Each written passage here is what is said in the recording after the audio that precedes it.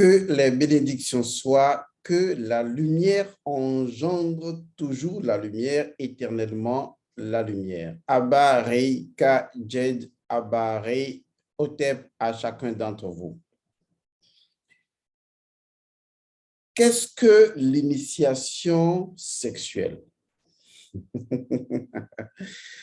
En fait, c'est tellement profond, c'est tellement lourd de sens que je ne sais vraiment pas par où commencer pour être sûr et certain que vous allez atteindre cette dimension de la compréhension pour vivre l'expérience intérieure de ce partage.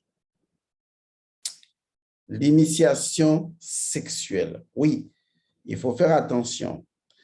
Il ne s'agit pas en fait d'initier quelqu'un à la sexualité, même si cela peut être pris également en compte. Mais il s'agit surtout de comprendre que la sexualité en soi est une véritable initiation. C'est une pure initiation.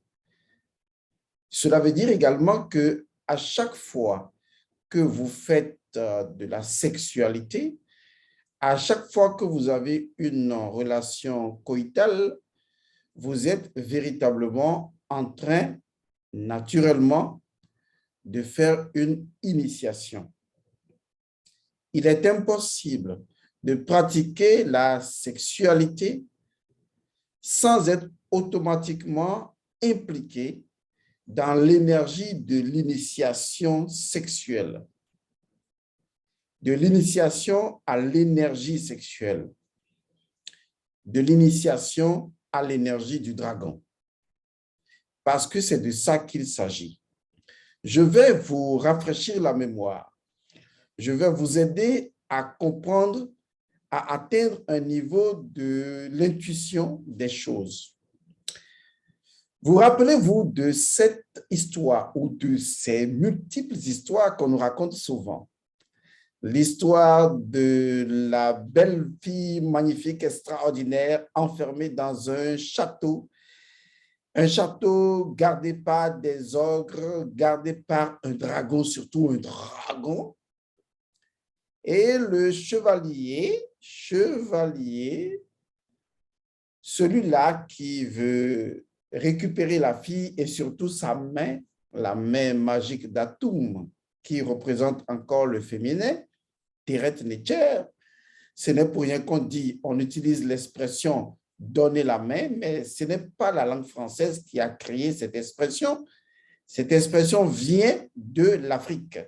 Parce qu'en Afrique, justement, c'est la main de la fille que l'on demande parce que la fille elle-même ou la femme elle-même est directement en relation avec la main parce que la main représente la femme.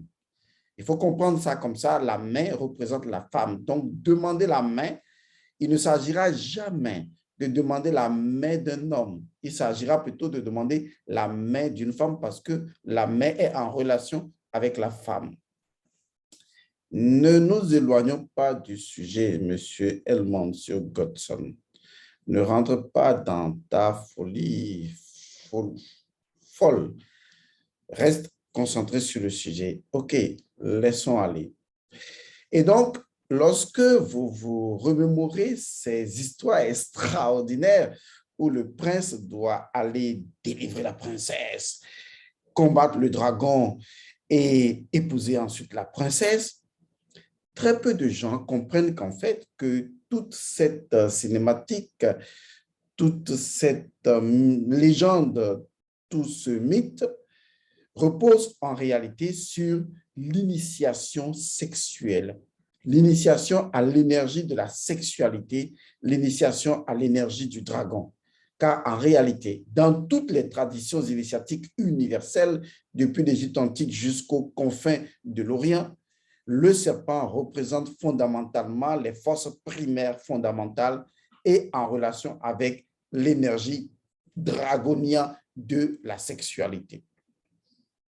Et donc, il est important de comprendre ce que je vais dire, parce que si vous ne comprenez pas, ben, vous serez carrément à la touche. L'initiation sexuelle, vous la pratiquez tout le temps. Maintenant, c'est à vous de décider, ou vous l'avez déjà décidé, de vous poser la question de savoir, est-ce que vous ne pratiquez pas une initiation obscure? Et au lieu de faire de l'initiation lumineuse, parce que c'est là la question, puisque vous êtes impliqué déjà dans la sexualité et donc dans l'initiation, est-ce que vous pratiquez la magie sexuelle obscure ou la magie sexuelle lumineuse? C'est là que la question doit se poser fondamentalement. Mais on va également me demander, mais comment peut-on différencier les deux? C'est très simple à savoir. Il faut voir la chose sur 3 tableaux. J'aime bien le triangle et c'est pour cette raison que je vais faire cette représentation triangulaire. Je vais commencer à dire que parmi les formes plurielles de sexualité initiatique, je vais simplement, dans la typologie, retenir 3 éléments essentiels. Si vous voulez, 3 types, si vous voulez, de sexualité. La première, je vais l'appeler la sexualité basique animale, instinctive. C'est la forme de sexualité primaire qui est donc la plus pratiquée, la plus utilisée.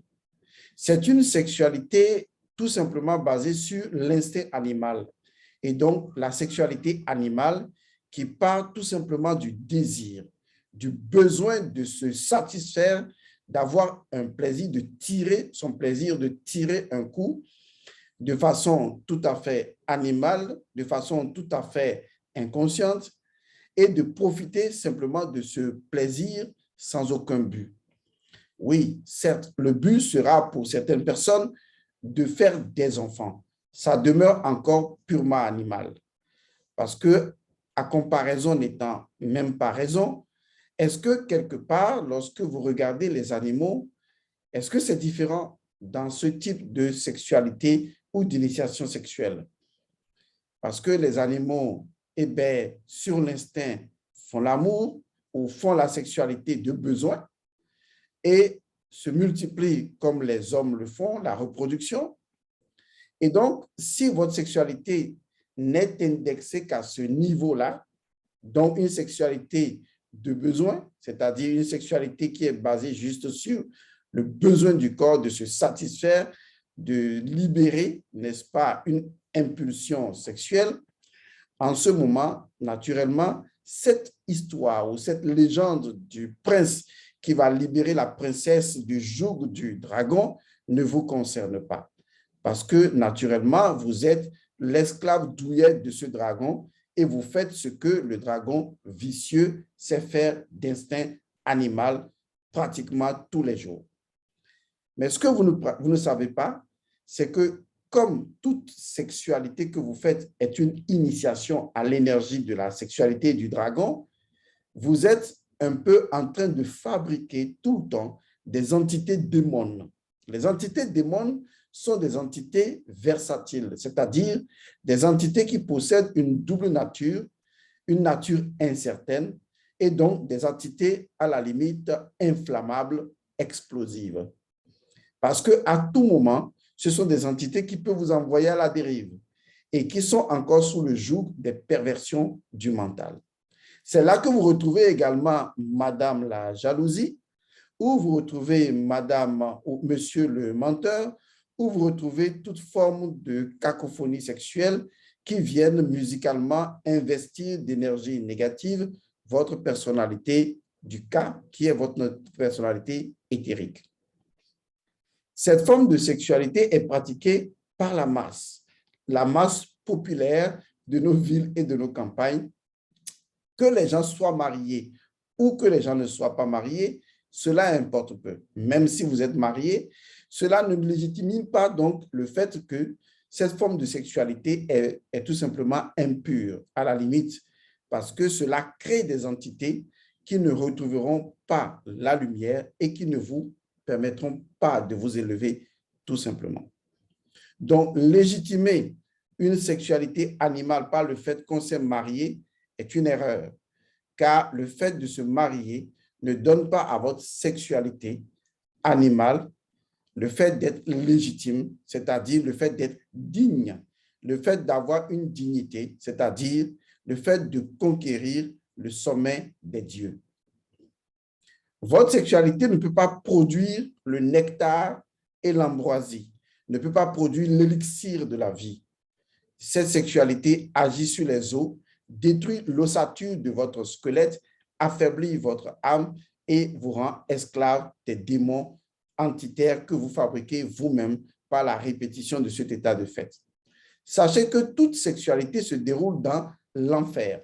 Oui, ne prenez pas ce mot mal, c'est véritablement dans l'enfer. Parce que le feu qui se dégage du dragon que le dragon crache, qui provient de la source souterraine, est véritablement de l'enfer. Au départ, le mot enfer signifiait simplement le monde souterrain et n'avait aucune connotation d'un feu qui brûlait. Certes, l'image du feu souterrain existe, mais c'est un feu que l'initié doit tout simplement alchimiser, transformer le feu rouge en feu blanc, en feu de lumière en passant par le feu gris. Et cela permet donc d'alchimiser les forces. Donc, l'enfer se trouve au niveau de nos gonades. Quand on parle de l'enfer, ça veut dire inferius, tout simplement le monde inférieur, le monde souterrain. Et on y retrouve aussi bien des entités démons que des fois des entités bienfaisantes. Ça peut vous paraître extraordinaire, mais c'est vrai. Mais ce qui est important dans le monde souterrain, c'est le fait que vous devez y descendre forcément pour pouvoir capturer l'énergie du dragon, parce que le prince doit aller dans le monde de l'enfer pour libérer, n'est-ce pas, sa princesse. On vous expliquera cela dans la suite de notre développement. Mais le problème avec les personnes qui pratiquent, disons, la sexualité animale, c'est que ces personnes pratiquent déjà ou font déjà le jeu du dragon, donc cet animal-là, et acceptent de se soumettre au vice de ce dragon. Et ce dragon est le père des perversions mentales. En fait, le dragon n'est pas mauvais en soi. C'est parce qu'il représente tout ce que le divin suprême représente, mais dans son opposé, afin que vous soyez en mesure de travailler par l'alchimie, Kama, et de convertir tout cela en lumière. Car Kama veut dire simplement alchimie. En fait, quand vous êtes un kémite, vous êtes un alchimiste. Vous voyez, alchimie ou kémie, c'est la chimie. Donc, c'est celui qui est en mesure de faire de l'alchimie spirituelle, qui est un kémite. Voilà. Et donc, cette forme de sexualité, il faudra évoluer au-delà, puisque là, vous n'êtes dans aucune conquête. Vous n'êtes dans aucune recherche du Saint Graal. Et donc, votre conscience est prise au piège de ces entités, de ces démons, de ces esprits élémentaires, et vous n'allez pas être leur maître de cette façon-là. Vous êtes soumis au dragon et à ses moindres besoins, désirs, passions, et donc vous êtes dans l'obscurité et l'obscurantisme. Il y a une autre forme de sexualité. Elle est beaucoup plus humaine parce qu'elle tente de tenir compte d'une certaine morale, d'une morale qui prend en compte ce que le cultuel a laissé en termes de valeur ou en termes de vertu. Et donc, il y a des personnes qui sont sexuellement vertueuses, qui pratiquent leur sexualité avec noblesse, avec vertu, avec valeur. On voit donc la dimension humaine de la sexualité. En ce moment, l'individu fait une certaine autorité humaine sur la partie animale. Il peut donc bloquer la partie animale et donc se poser des questions sur sa sexualité et se demander en quoi est-ce que cette sexualité peut aider à l'équilibre de sa communauté. Et c'est déjà une très bonne chose, c'est une bonne étape, parce qu'on retrouve dans ce symbolisme-là le fait que la sexualité et l'énergie sexuelle sont disciplinées. Dans les traditions africaines, on sait à quel moment l'enfant reçoit son initiation, à quel moment il se met au travail et à quel moment il doit prendre une femme pour aider la communauté, parce que si personne ne prend les femmes, eh bien, naturellement, ce sera la catastrophe au sein d'une communauté. Et donc, cela était régulé de telle sorte qu'on pouvait permettre à l'homme de prendre une femme et de faire des enfants et d'assumer les enfants. Donc, la sexualité et l'énergie sexuelle étaient disciplinées, étaient construites en société. Ne vous y trompez pas. La seule chose que nous construisons en société, c'est l'énergie sexuelle.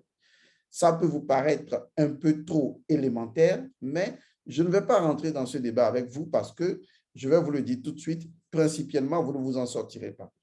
Puisqu'en réalité, l'énergie fondatrice en tant qu'énergie de création de toute notre société, de la communauté, de toute chose, c'est une énergie à la fois électrique et magnétique, flux et reflux. Donc, c'est une énergie dynamique, c'est de la sexualité. Alors, pour continuer, vous allez voir qu'aujourd'hui, il y a eu certaines cassures, une brisure au sein de cette organisation de l'énergie sexuelle au sein de la société. N'importe qui se lève sur n'importe quelle femme, qui se lève sur n'importe quel homme et qui peut, en griffe, baiser dans le sens dont vous connaissez. Et donc, aujourd'hui, il y a donc une forme de corruption au sein de l'organisation de l'énergie sexuelle et il y a automatiquement un partage d'un ensemble d'entités construites ça et là qui sont transmissibles à travers un homme et une femme ou à travers les multiples rapports sexuels incontrôlés et naturellement sans purification. Et on retrouve, n'est-ce pas, aujourd'hui un méli-mélo de l'amalgame au sein de cette énergie sexuelle, de la sexualité au sein de la société. Mais on se rend donc compte qu'il y a toujours un problème, que ce soit au niveau de la sexualité basique animale, où l'individu ne cherche qu'à assouvir son instinct animal sexuel. Il y a le deuxième niveau où l'individu tente quand même de raisonner sa sexualité en disciplinant son énergie sexuelle, en organisant l'énergie sexuelle en société pour que la société soit pérennisée. Mais toujours est-il que dans les deux cas, on finit toujours par tomber dans cet imbroglio-là, dans cette situation où la sexualité du dragon devient notre maître et nous conditionne, nous oblige à faire certaines choses contre notre volonté ou même parfois en accord avec notre volonté. Si vous regardez aujourd'hui comment ça se passe, vous allez voir que beaucoup de personnes vivent leur sexualité de façon tout à fait libre. La société ne s'occupe plus des gens parce que l'impulsion sexuelle a pris le pas et a été si rapidement libérée à travers l'Internet, les réseaux sociaux, que la société ou la communauté n'a pas eu le temps de s'organiser pour pouvoir savoir quelles sont les artères, les veines, les capillaires et tout à tracer pour l'énergie sexuelle. Tout comme on organise une cité. Parce que quand on organise une cité, eh bien, il faut faire les routes, il faut faire les jardins, il faut faire les endroits, il faut organiser la circulation de l'énergie au sein de la société.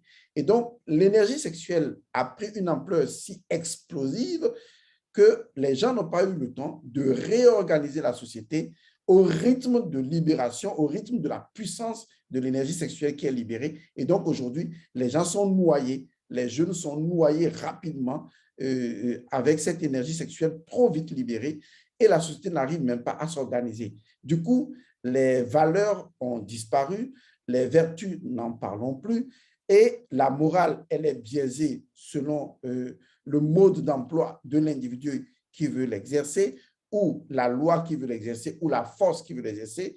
Et lorsqu'on y met l'argent, eh bien, tout devient possible. L'énergie sexuelle est bradée ou vendue, ce qui n'est pas normal. Et donc, à partir de ce moment-là, on est dans une contre-quête, c'est-à-dire on est contraire à la quête qui est censée être le symbole initiatique même de l'initiation sexuelle.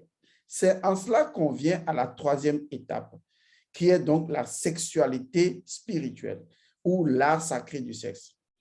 Le fondement de l'art sacré du sexe est le suivant. C'est l'histoire dont je vous parlais tantôt où le prince va libérer la princesse du joug, n'est-ce pas, du dragon, en tuant le dragon. Souvent, bien sûr, en tuant le dragon. Et ce qu'on ne vous dit pas, lorsqu'il tue le dragon, il doit boire le sang du dragon. Ça, c'est important à comprendre. Mais l'histoire ne continue pas sur cette scène parce que la plupart du temps, ce sont des histoires pour enfants et on ne voudrait pas donner de telles idées aux enfants. Mais en réalité, le prince, s'il ne boit pas le sang du dragon, eh bien, il ne devient pas un invaincu. il est toujours vaincu par le dragon. C'est important à comprendre puisqu'il doit incorporer en lui-même le sang du dragon, il doit le boire et transformer ce sang-là en ce que j'appelle la lumière, puisque les choses sont étagées, hein. Il y a l'eau, il y a le vin, il y a le sang, il y a la lumière. Donc, ce sont des progressions dans un courant d'énergie dont nous parlerons beaucoup plus tard. Alors, quand on parle de la sexualité sacrée, de quoi parle-t-on concrètement? Il y a une chose qui fait de cette sexualité une sexualité sacrée, une véritable initiation sexuelle, c'est la quête. Oui, la quête. Vous allez voir que dans les histoires où le prince va, n'est-ce pas, libérer la princesse, eh bien, le prince est en train de faire une quête. Il est important de comprendre la symbolique de la quête, car en fait, le fondement de la quête, c'est qu'en réalité, l'individu est en train de se transcender, c'est-à-dire d'aller au-delà de quelque chose. J'ai déjà fait certaines vidéos dans lesquelles j'expliquais que la question, c'est tout simplement l'action de faire une quête. Parce que la quête transcende l'individu. Puisque si je veux faire une quête, c'est que je cherche quelque chose qui me transcende, quelque chose qui échappe complètement à ma dimension humaine, quelque chose de divin. C'est pourquoi le concept même dans la définition symbolique de la quête est en relation avec ce qui est transcendant. Et donc, le dragon est une réalité transcendante parce que le dragon n'est pas humain. Le dragon est un animal mythique. Il appartient au monde spirituel, au monde des mythes et légendes, donc au monde de la symbolique des choses et naturellement au monde du sacré. Et donc, la quête appartient justement au monde du sacré. Et vous voyez, c'est très simple à comprendre lorsque on maîtrise la science ancestrale, puisque tout est composite dans cette unité-là. Et donc, lorsque on fait l'amour tous les jours, on ne fait pas que baiser, il faut oublier ça. On ne fait pas que faire l'amour avec des valeurs humaines, il n'y a pas que ça. Mais c'est beaucoup plus que ça. On est en train de faire une quête, de faire ce cheminement pour aller maîtriser l'énergie sexuelle, qui est l'énergie du dragon. Vous êtes le prince en train de faire une quête à l'intérieur du chemin étroit qu'est le vagin de la femme pour aller saisir le dragon feu ou le feu dragon, d'accord, et ensuite l'apprivoiser. D'abord, vous devez rencontrer le dragon. Ensuite, le dragon ne se laissera pas faire puisqu'il est un ensemble d'impulsions de désir et de tentation avec tout ce que cela comporte en termes de suggestion de pouvoir, de colère, d'orgueil, de vanité, d'attachement et de domination. Et donc, le dragon est obligé de vous tenter, de vous faire des propositions. Et quand vous allez refuser cette altercation verbale, le dragon va décider de vous combattre. Et vous devez accepter le combat. Et arriver à un moment donné, vous utilisez toutes les forces de votre esprit, puisque le dragon représente également une partie de votre esprit. Et si vous ne faites pas usage de votre esprit, vous ne pouvez pas le vaincre, d'accord? Puisqu'il est la partie opposée, souterraine de votre esprit transcendant, vous devez utiliser votre esprit pour conquérir le dragon. Et plus le dragon devient puissant, plus votre esprit devient puissant, puisque votre esprit ne peut pas s'affiner, ne peut pas se développer si le dragon, lui, il n'est pas plus puissant. Donc, à la mesure de la puissance du dragon, ainsi est la mesure de votre esprit. Et ce combat est fait de façon intérieure.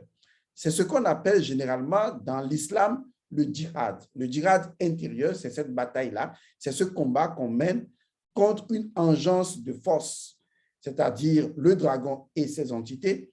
Et finalement, il y a une chose qui va se passer, vous devez, comme l'archange Michel, terrasser le dragon. Et une fois que vous terrassez le dragon, c'est-à-dire vous mettez le dragon à terre, c'est très important de comprendre la signification de la terre parce que c'est en relation avec Geb, la divinité Geb, qui est la divinité de la floraison, c'est-à-dire la divinité qui est en mesure de pratiquer l'alchimie des choses. Vous semez une graine, ça sort peut-être un épi de maïs ou un arbre et tout ça. Il a fallu une alchimisation. Donc, mettre le dragon à terre, c'est véritablement significatif de cette capacité qu'a l'initié de finalement enterrer cette force et de la faire mûrir sous une autre forme. Vous semez toujours la graine brute pour faire éclore des fleurs ou des fruits, car les fruits et la fleur sont les dimensions supérieures de l'arbre. Je vous crée les schémas pour que vous commenciez à comprendre que tout autour de vous est initiation et que la sexualité que vous avez avec madame tous les jours ou la sexualité que vous avez avec l'homme tous les jours, vous êtes en train de faire une initiation et tout le temps, vous échouez à cette initiation parce que le dragon arrive toujours à avoir le dessus sur vous. Vous voyez? Et chaque fois que le dragon vous domine, eh bien, le dragon met en vous son entité. Une fois que le dragon vous domine, il met en vous son entité. Ces entités de cette perversion du mental. C'est ce qui fait que malgré les multiples sexualités que vous avez eu à faire avec votre mari ou votre femme, vous n'avez subi aucune transformation intérieure parce que naturellement, vous êtes sous le joug du dragon. Par contre, la sexualité spirituelle, telle que décrite dans le mot Apocalypse, puisque Apocalypse signifie révélation par l'utilisation de l'énergie sexuelle, hein, il n'y a pas autre chose. Parce que l'Apocalypse signifie le chaos, le chaos, le chaos. D'ailleurs, il faut que je fasse une vidéo sur le chaos, parce que vous ne comprenez pas ce qu'est le chaos. Vous ne comprenez pas que le chaos est en relation avec l'Ouroboros, le serpent qui se mord la queue. Il est toujours présent. Bon, écoutez, on revient à ce qu'on disait tantôt. Alors, ce qui va se passer concrètement, c'est que lorsque le prince va défier le dragon, en réalité, votre introduction par adoubement par la femme, puisque la femme doit vous adouber avant que vous ne la pénétrez. Lorsque la femme vous adoube chevalier, c'est-à-dire que vous prenez, n'est-ce pas, le chemin pour pouvoir aller à sa rencontre, ou que la reine, c'est toujours souvent, disons, la Vierge Noire, parce que la Vierge Noire va vous adouber pour que vous fassiez le chemin. Mais si je dis ça, ce serait trop compliqué. Donc, restons simplement à ce qui est essentiel. Et donc, vous allez commencer le chemin, courir pour pouvoir aller. Là, vous avez une quête. Oui, vous avez une quête. Votre quête, c'est d'abord de tuer le dragon. Enfin, tuer symboliquement, vous comprenez déjà. Donc, c'est d'aller à la rencontre du dragon. Mais lorsque les gens sont dans la sexualité animale, est-ce qu'il y a une quête? Parce que la quête fait intervenir la notion du sacré. Est-ce qu'il y a une quête dans leur tête? Il n'y a pas de quête. Lorsque les gens font l'amour en suivant la déontologie telle que la société l'a prescrite, est-ce que les gens sont en train de faire une quête? Non, ils ne font pas une quête. Tant que les gens ne sont pas reliés dans leur comportement à une dimension culturelle des choses, eh bien, il y aura toujours cette tendance à redescendre vers l'animalité.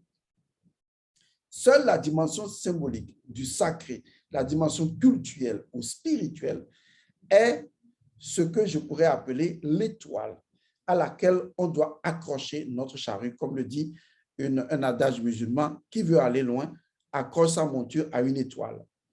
Et donc, cette étoile-là, c'est la dimension de la transcendance. Et à partir du moment où l'individu comprend que chaque sexualité qu'il a tous les jours, du matin au soir, avec sa copine, avec sa femme ou sa fiancée, est une initiation qu'il va combattre en réalité un dragon. Et que toutes les fois, le dragon l'a toujours battu et qu'il est parti la queue entre les jambes. C'est une bonne expression, hein? La queue entre les jambes, parce que la queue, c'est la queue. La queue, c'est la queue. Ouais, la queue, eh bien, la queue est partie entre les jambes. La queue part entre les jambes simplement parce que la queue a échoué. Il faut bien comprendre. La queue représente le siège de la puissance. C'est pourquoi vous allez voir, allez regarder, hein, disons, cette figurine qui représente, ou même cet hiéroglyphe qui représente le dieu Seth. Le dieu Seth, vous le connaissez, qui va être transformé en Satan. Il est toujours représenté sous la forme d'un animal stylisé, d'accord, avec une queue toujours pointue un peu vers le ciel de façon oblique. Regardez la queue. C'est pour ça que dans les traditions africaines, on l'appelle Asike. Asike, vous voyez, c'est Seth, puisque le nom de Seth, c'est également sec. On l'appelle également sec. Donc, Asike, c'est le nom de Seth. C'est pourquoi nos ancêtres l'ont représenté avec la queue pointue. Ce qui est important, c'est que l'animal est important, mais la queue définie en tant qu'élément important de sa lecture. Est-ce que vous voyez, c'est important. Donc, cette queue est notre queue. Partir la queue entre les jambes signifie simplement que la queue a échoué. La queue n'a pas su, en tant que bâton de Moïse, le bâton de commandement, ordonner le serpent. Vous voyez, il n'est pas devenu l'ordonnateur et l'ordonnateur, oui, pourquoi pas. Ou l'ordonnanceur, pourquoi pas, de l'énergie du serpent. Il n'a pas, avec sa baguette magique, oui, la baguette du magicien, il n'a pas dit au pouvoir du dragon comment il doit se comporter. Or, la symbolique de Moïse est claire. Il prend le bâton, il prend le serpent par la queue et ça se transforme en bâton. C'est le même bâton, c'est la queue de Seth. Et vous le retrouverez également dans la symbolique de l'ouas, mais personne ne vous le dira et je ne vous le dis pas. Parce que l'ouas représente la puissance dont se sert le pharaon. Il exerce une puissance dont il a eu la conquête par l'initiation. Il faut vraiment regarder les choses avec un esprit complètement différent. L'esprit de l'innocence comme l'innocence d'Osiris, d'accord? Ou l'innocence d'Horus, allaité par sa mère. Oui, non, en fait, quand je dis la chose, ça paraît... oui, les gens se disent « waouh », etc. Mais en fait, allaiter, c'est une sexualité. Est-ce que vous savez ça? Allaiter est une sexualité. Bon, revenons la bande 4. Oui, on était là. Bien, OK. Donc, le prince va à la conquête, maîtriser l'énergie ou le serpent ou le dragon et finit donc par récupérer la princesse.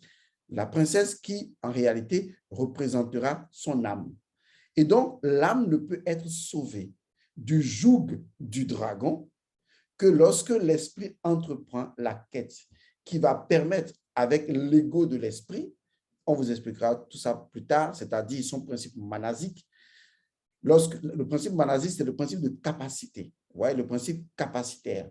Ça vient du mana ou de nyama. Donc, quand il va faire usage de son nyama, de son mana, pour aller à la quête donc, et maîtriser avec son principe de capacité le dragon, il va récupérer, l'esprit va récupérer son âme.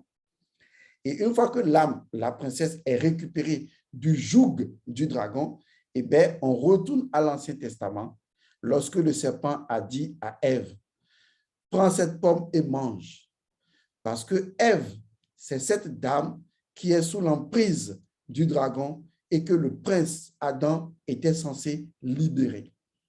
En fait, cette libération est beaucoup plus une transfiguration, car l'âme doit être transfigurée par la magie de l'âme. Et à partir de ce moment, l'individu est restauré. La réintégration divine. Vous voyez que, à la différence des premières formes de sexualité, la sexualité animale et la sexualité presque humaine, on va maintenant à une autre forme de sexualité qui, elle, accrochée à ce sacré de quête, qui en fait une conquête. Vous voyez, c'est une quête consciente, une conquête ou une quête de la conscience va permettre à l'individu d'atteindre une dimension transformationnelle de son âme, la métamorphose spirituelle qui lui permettra justement de s'ajuster sur l'énergie de l'esprit et de pouvoir ordonner au dragon ce qu'il doit faire. Vous n'êtes pas là pour faire des enfants.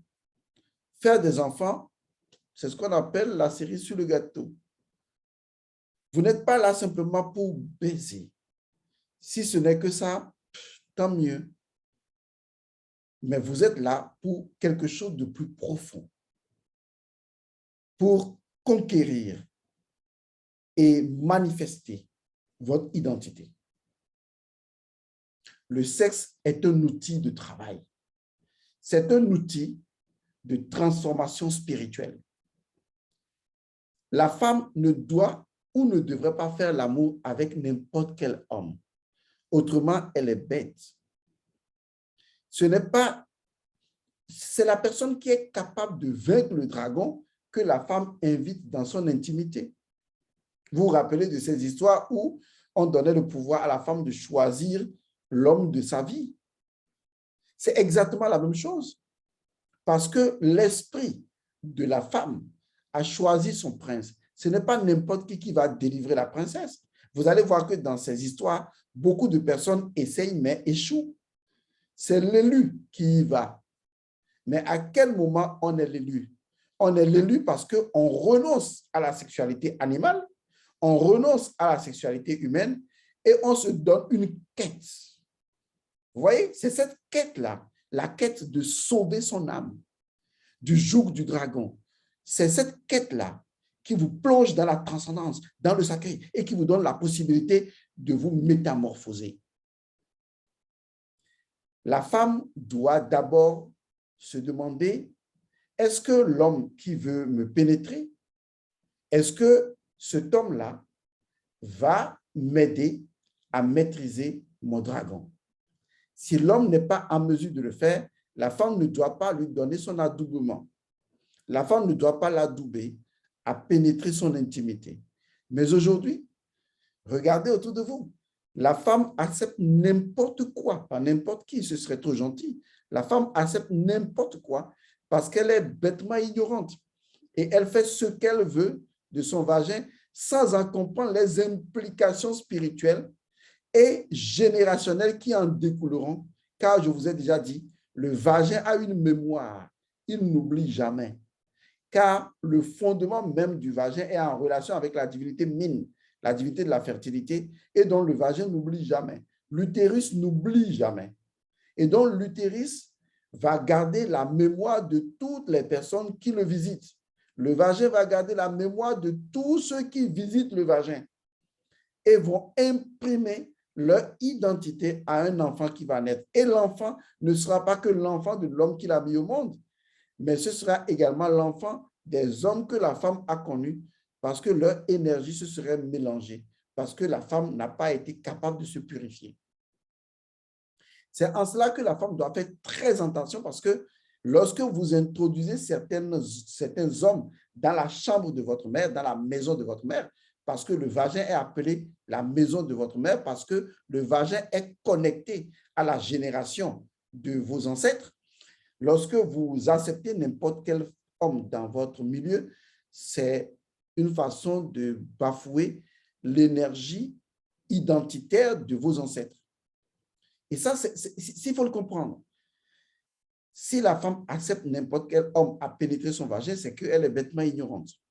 Il faut rectifier ça. Vous devez vous poser la question, est-ce que cet homme-là mérite de rentrer dans mon vagin? Est-ce que cet homme mérite de rentrer dans mon utérus? Est-ce que cet homme possède la connaissance nécessaire du sacré pour pénétrer mon identité intérieure, parce que l'empreinte qu'il va y laisser sera une empreinte capable de restaurer mon âme. Si la femme ne réfléchit pas comme ça, elle n'est pas une femme. Et il est temps que d'ailleurs je fasse une émission sur qu'est-ce que la femme. Bien, bon, je crois que j'ai beaucoup parlé aujourd'hui. Je vais vous laisser. Je rappelle à tous ceux qui sont au Bénin et au Togo que nous avons commencé, nous avons lancé ce que nous appelons un grand rituel. C'est le rituel intitulé la grande lustration. Ce rituel est basé sur la purification par l'eau, la purification par le feu et la capacité de faire son eau lustrale pour pouvoir se purifier régulièrement. Et donc, vous allez trouver en bas de cette vidéo, et quand je dis en bas de la vidéo, regardez en bas de la vidéo parce qu'il y a des gens qui me posent des questions alors que les réponses sont là. Regardez en bas de la vidéo, vous allez lire le communiqué et adressez-vous, si vous êtes au Bénin, au secrétariat du Bénin, dont le numéro est là-bas. Adressez-vous au secrétariat du Togo, le numéro est là pour avoir plus d'amples explications. Mais une chose est sûre, c'est une purification qui sera guidée, dirigée par le maître lui-même pour vous permettre peut-être plus tard de le faire par vous-même. Il est important de savoir se purifier, car l'art de la purification est ce qui fait fonctionnellement l'initié. Un initié qui ne sait pas se purifier n'en est pas un. Et une femme doit s'assurer elle-même qu'elle sait se purifier si en temps un homme ne sait pas le faire. Autrement, vous allez faire intervenir le passé dans le présent et vous allez mélanger les forces, déséquilibrer votre nature. Que les bénédictions soient. Paix à vous. À la prochaine.